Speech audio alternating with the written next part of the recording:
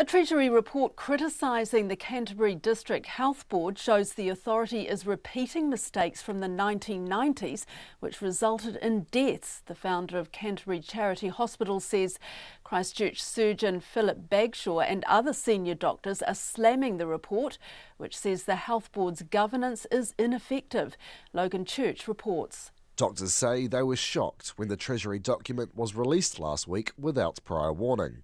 The report says the Health Board would expect an almost $40 million deficit in the 2016-2017 financial year, and the management team didn't appear to be willing to respond to the situation. Philip Bagshaw worked as a doctor at the Canterbury District Health Board during the 1990s. He now works at the Canterbury Charity Hospital, which he founded, and says the Treasury is repeating the same mistakes they made 2 decades ago. Treasury introduced a set of very stringent controls on the DHB. These were enthusiastically taken up by management and the board, calling themselves the vanguard of change, and the result was that they disestablished a whole load of senior nurses and introduced very rigorous controls on how patients were treated.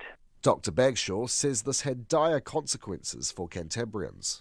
This resulted in quite a lot of unnecessary complications and a series of deaths that we chronicled. There are some very clear similarities in what Treasury is doing. Fortunately, on this occasion, the board is resisting those, thank goodness, and hopefully it will not lead to such a bad situation as it did before. Dr. Bagshaw says the Treasury needs to reassess its priorities and focus less on the bottom line. However, the Minister of Finance, Stephen Joyce, says the doctors are just proving the Treasury's point, that the Health Board are using the media as a tool to get extra funding. There's a danger that they actually end up proving the point, which is that they want to play their discussions out in the media. I'm just arguing that the DHB leadership should do what I think they should do, which is actually just engage positively with Treasury and the Ministry of Health.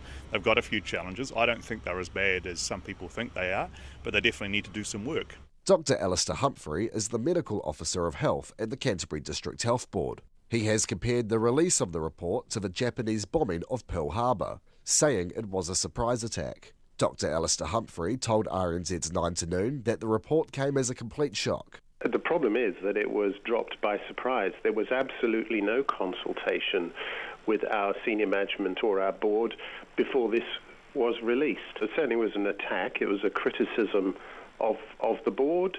It was a criticism, effectively is a criticism of all of us.